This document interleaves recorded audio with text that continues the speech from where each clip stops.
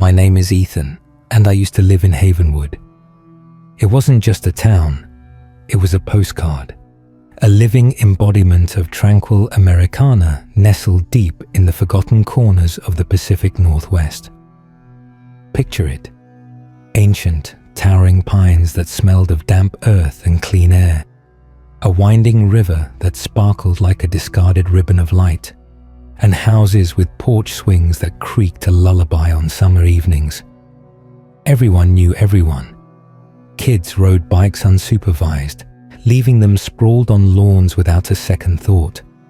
The kind of place where your biggest concern was whether old Mrs. Gable's prize-winning petunias would bloom on time for the annual town fair. We were blissfully ignorant, wrapped in a cocoon of safety, entirely unprepared for the day the sun died. The whispers about the total solar eclipse had started months before. Scientists called it the Great Obscuration, a rare astronomical event that would cast a shadow across a narrow band of the continent. And Havenwood was smack dab in the middle of it. Tourists flocked in, their RVs clogging our quiet roads, their faces tilted skyward with eager anticipation. Me, I was mostly annoyed. I worked at the local hardware store, and the sudden influx of people meant endless questions about obscure camping gear and the best spots to view the celestial spectacle. Just a few more days, Ethan, my boss, old man Hemlock, would chuckle. Then we can get back to normal. Normal. God, how I yearn for normal now. The morning of the eclipse, August 17th, began like any other perfect summer day. The sky was a flawless crystalline blue, not a cloud in sight. Birds sang with a frantic energy, as if trying to squeeze every last note from the dying light. My neighbor, Sarah, waved from her porch as I left for work, her daughter Lily chasing a butterfly in their front yard. Everything felt right, peaceful, almost idyllic. By noon, the light began to change. It wasn't a gradual fade, not like dusk. It was as if a giant dimmer switch was slowly being turned down on the world. The sunlight thinned, becoming metallic and strange, casting long, unnatural shadows that stretched and warped like distorted figures. An eerie hush fell over the town. The usual symphony of crickets, distant traffic, and children's laughter died away, replaced by an unsettling silence broken only by the nervous murmur of the gathered crowds. People wore their special eclipse glasses, their faces upturned, a mixture of awe and unease etched into their features. Then it happened. The moon, a stark black disk, perfectly swallowed the sun.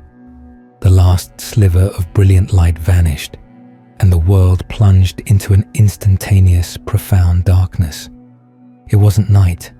It was something far older, far more absolute.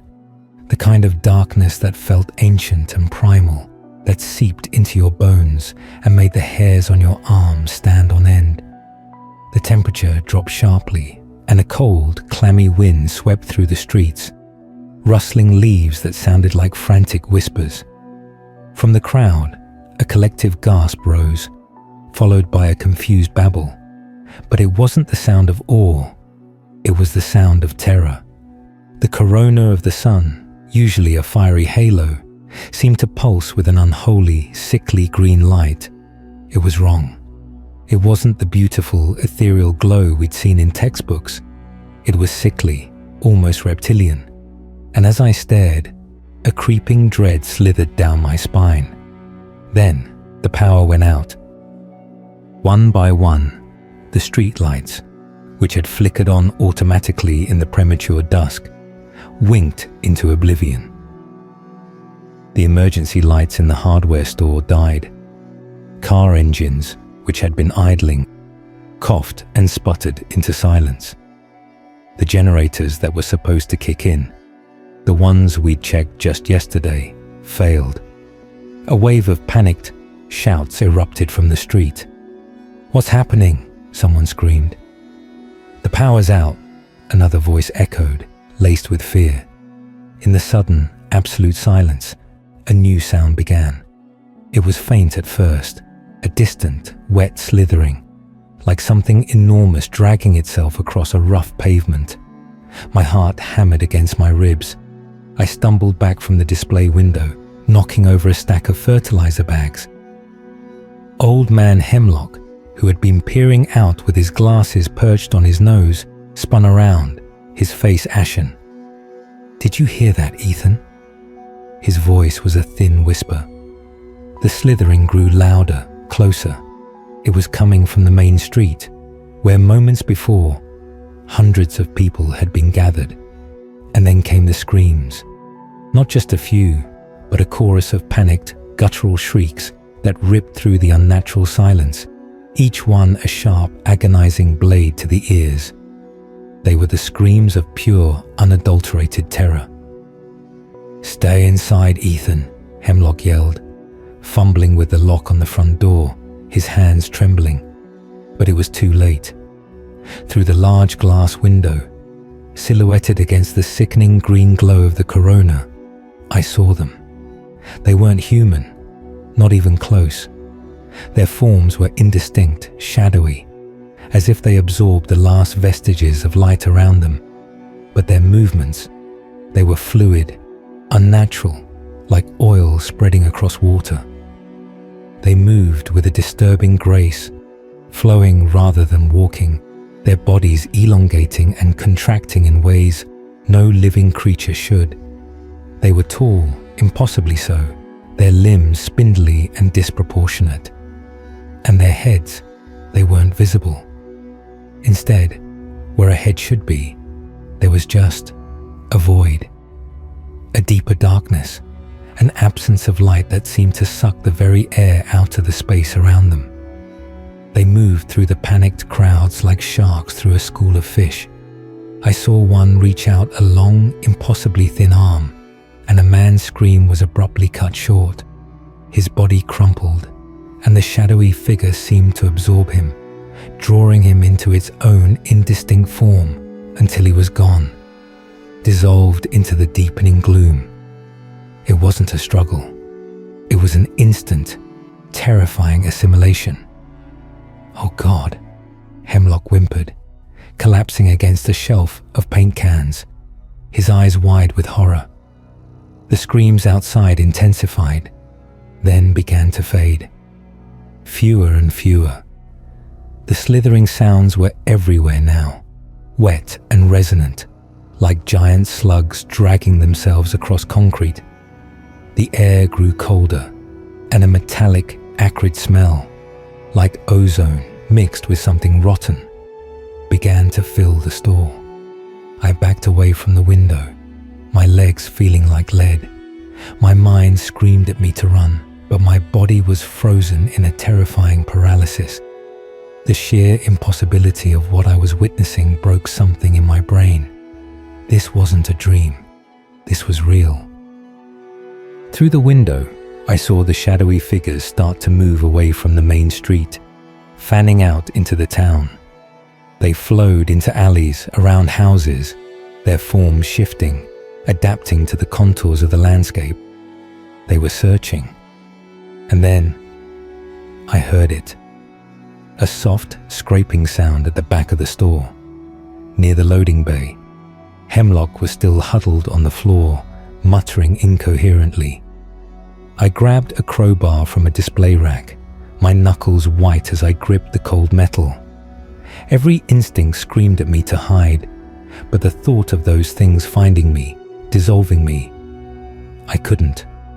The scraping grew louder, followed by a low, guttural click that resonated through the floorboards. It was inside. My breath hitched in my throat. I swung the crowbar up, my arms trembling. The darkness in the store was absolute, save for the faint, sickly green glow that seeped in from outside, highlighting the faint outlines of shelves and tools. And then, it materialized. It flowed out from behind a stack of plywood, its form coalescing from the shadows. Taller than any man, its limbs impossibly long and thin, ending in wickedly sharp, prehensile digits. Where its head should be, there was only that void, a swirling vortex of deeper blackness that seemed to pull at the light around it. But as it moved, I saw faint, almost imperceptible outlines within that void, things that looked like multiple segmented eyes, reflecting the faint green light, like a swarm of bioluminescent insects deep within a cave. And beneath that, a gaping maw that pulsed with an internal phosphorescent glow. It wasn't a mouth meant for speaking, but for consuming. It moved towards me, not walking, but flowing, its form rippling. The air around it grew impossibly cold, and the smell of ozone intensified, burning my nostrils. I could feel its presence, a suffocating weight that pressed down on my chest, squeezing the air from my lungs. Fear, raw and visceral, screamed through every nerve ending. With a desperate cry, I swung the crowbar. It connected with something that felt like cold, resilient rubber, but there was no discernible impact, no sense of hurting it. The creature didn't flinch. Instead, it seemed to flow around the impact, its form shifting, reforming, utterly unaffected. Its long, slender arms shot out with terrifying speed. Its fingers, tipped with razor-sharp points, clamped around my wrist. The cold was unbearable, like being submerged in liquid nitrogen. I felt my flesh burning, freezing, simultaneous agony. I dropped the crowbar with a clatter. It pulled me closer, its void-like head tilting as if examining me. I could feel a strange psychic pressure, a probing sensation in my mind, as if it were trying to understand me, or perhaps devour my very thoughts. I screamed, a raw primal sound, and struggled against its grip. Suddenly, a blinding flash of white light erupted from the street outside, followed by a deafening roar. The creature froze, its grip on me loosening slightly. It turned its void-like head towards the source of the light. It was a truck, one of the town's old logging trucks, its headlights blazing, its engine sputtering back to life. Old Man Hemlock somehow had found his courage. He had stumbled outside, found the truck, and managed to start it. And now he was driving it straight at the creatures.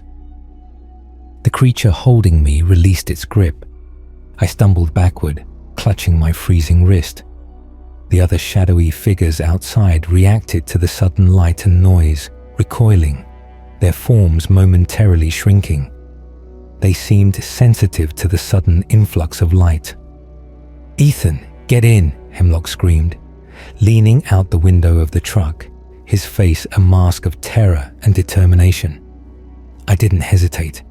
I scrambled out of the store, tripping over unseen debris, and lunged for the passenger door. As I slammed it shut, Hemlock gunned the engine. The old truck roared to life, its tires squealing as we peeled out, leaving the hardware store and the shadowy entities behind. We tore through the darkened streets of Havenwood. The truck's powerful headlights cut through the unnatural gloom, illuminating fragmented scenes of horror. Houses stood dark and silent, their doors ajar. Cars were abandoned in the middle of the road, some with their doors flung open, suggesting sudden departures. We saw glimpses of them, the shadowy figures, retreating into the deeper darkness, recoiling from the sudden blast of light from the truck's high beams. They were everywhere, flowing into people's yards, slipping between trees, their forms almost merging with the shadows. "Where are we going?" I gasped, my voice hoarse. "Out of town," Hemlock yelled, his eyes wide and fixed on the road. "Anywhere but here." But the road out of Havenwood, usually a straight shot through the forest, was blocked. A massive ancient oak tree had fallen directly across it, its gnarled branches sprawling like a skeletal hand. It couldn't have fallen naturally. The brake was too clean, too deliberate. It was a barrier. We were trapped. Hemlock slammed the brakes. The truck skidded to a halt, its headlights illuminating the impenetrable wall of wood. The silence that followed was suffocating, broken only by the frantic pounding of my own heart. Then, from the shadows of the forest, they began to emerge. Dozens of them. Their forms were even more distinct in the faint headlight glow, revealing disturbing details. Their skin, if it could be called that, was a slick, obsidian black, reflecting no light, absorbing it. Their limbs were segmented, jointed in ways that defied human anatomy, and they moved with a disturbing, disjointed fluidity. The void where their head should be seemed to writhe, and within it I could now make out faint, shifting patterns that looked like eyes. Not individual eyes, but clusters, constantly rearranging, observing. "We need light," I whispered, remembering how they recoiled from the truck's headlights. "They don't like the light." Hemlock nodded, his face grim. "The old generator shed, just outside town near the river. It's supposed to power the emergency siren, but it's got a big floodlight. If we can get it running, it's a long shot," I said, but a flicker of desperate hope ignited within me. "It's our only shot," he retorted, and for a moment, the old man I knew was back, resolute and determined. We turned the truck around, heading back into the heart of the now dark and terrifying Havenwood. The drive was a nightmare.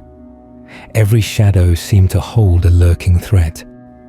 We drove past the town hall, its windows like black eyes.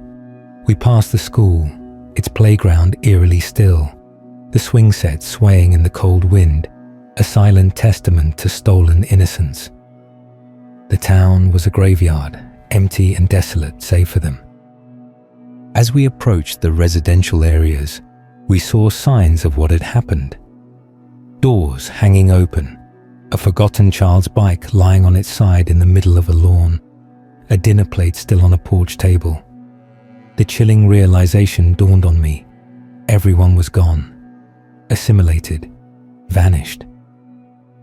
We took a back road, one that wound through a more secluded part of town, bypassing the main street where the bulk of them seemed to be. The generator shed was nestled on the banks of the Havenwood River, a small, unassuming building that usually sat unnoticed.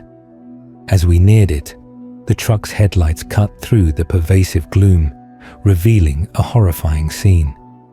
The river, usually a clear, babbling brook, was now a stagnant, viscous black. The air grew heavy, thick with that metallic, rotten scent, and on the banks, by the shed, a cluster of the shadowy figures stood motionless. They weren't moving towards us. They were gathered around something. "They're waiting," Hemlock breathed, his voice barely a whisper. "They know." We stopped the truck 100 yards away, the engine idling. The figures remained still, their void-like heads seemingly tilted towards the shed. They radiated an aura of stillness, an unnatural patience that was more terrifying than any aggression. "The shed's locked," I said, remembering the heavy padlock, "and we need fuel for the generator." Hemlock reached under his seat and pulled out a battered toolbox. "Always keep some fuel for emergencies, and I've got a key for the shed. The old mayor gave it to me years ago." His hands trembled as he held up a small, rusted key. This was it, our desperate gamble. "We go together," I said, gripping the crowbar again. We got out of the truck, leaving the engine running and the headlights on, casting a protective circle of light around us. The figures on the riverbank didn't move. They simply stood, silent, watchful. The air was thick with the strange, acrid smell, and the pervasive cold seeped into my bones. Every step was a monumental effort. The ground felt alien beneath my feet. The trees loomed, their branches like skeletal fingers reaching for us. The unsettling silence was broken only by the crunch of our shoes on the gravel and the distant hum of the truck. As we got closer to the shed, I realized what the shadowy figures were gathered around. It wasn't something. It was someone. Lying on the ground, partially obscured by the figures, was a man. His clothes were torn, and his body, it was distorted, stretched, his limbs elongated in disturbing ways, his skin sickly pale. His eyes were wide and vacant, staring up at the perpetually dark sky. He was no longer human. He was a grotesque parody, a failed experiment. And as I watched, one of the shadowy figures knelt beside him, its impossibly long fingers brushing his cheek.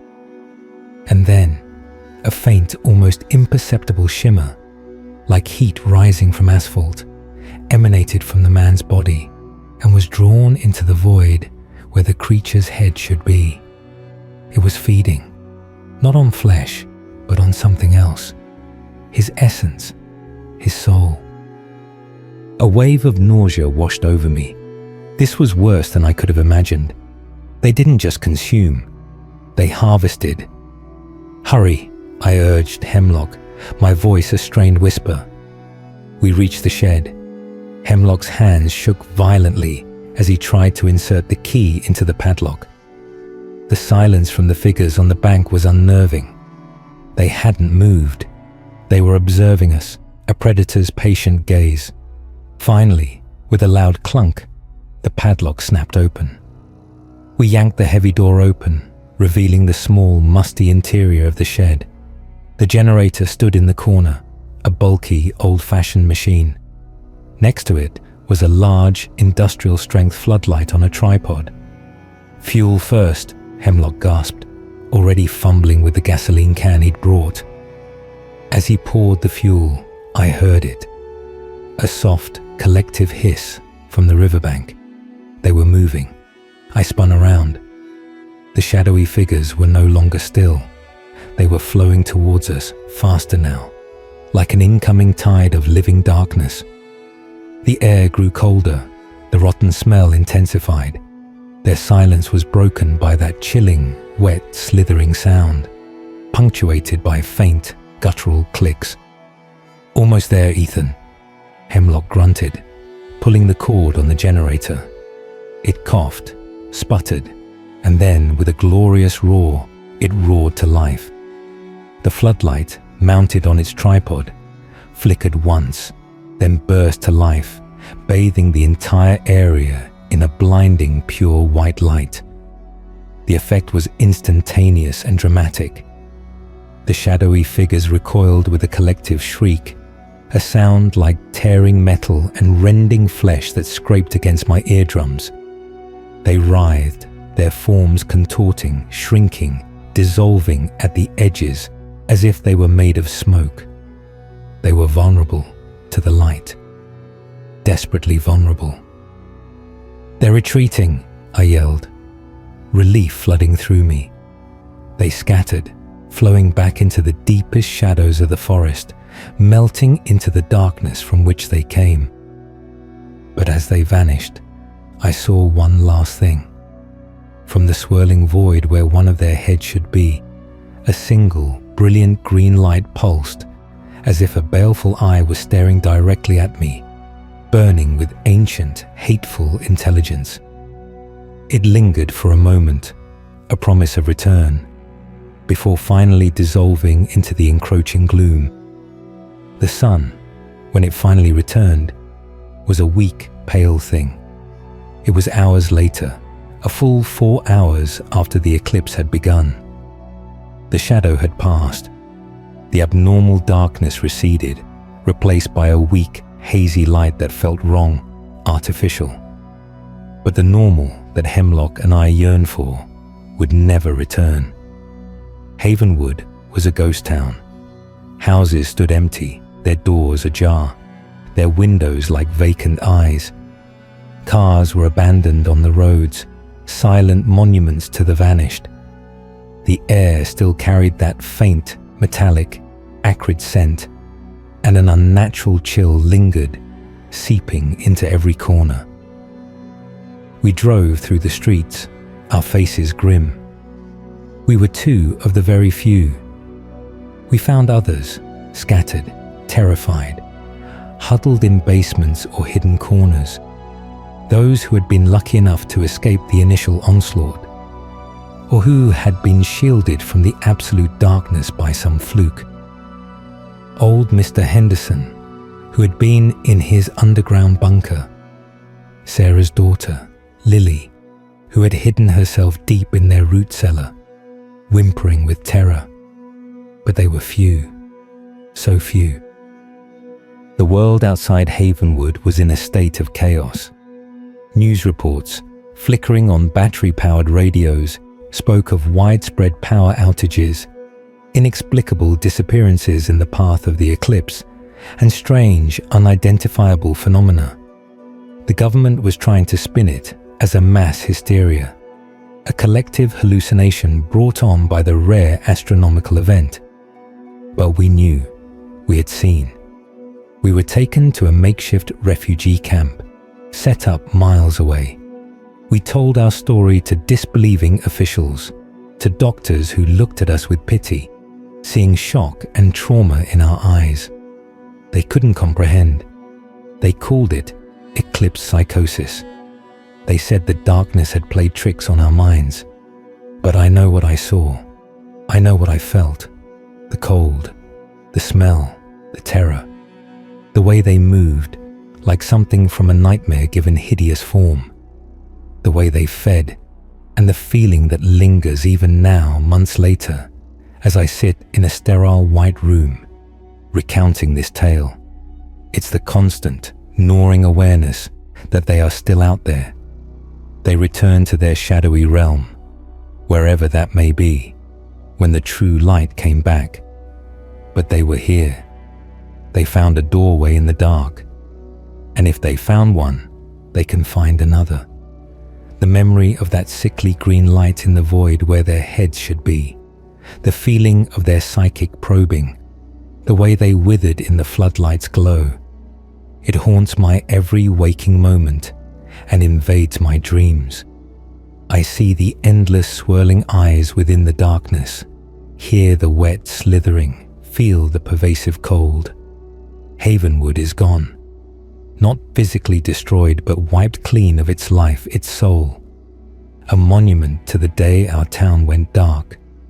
And they appeared. I look at the sky now, even on the brightest days, and I see shadows. I see the promise of another eclipse, another moment when the light might die. And I wonder, with a chilling certainty that freezes my very blood, when our world will go dark again.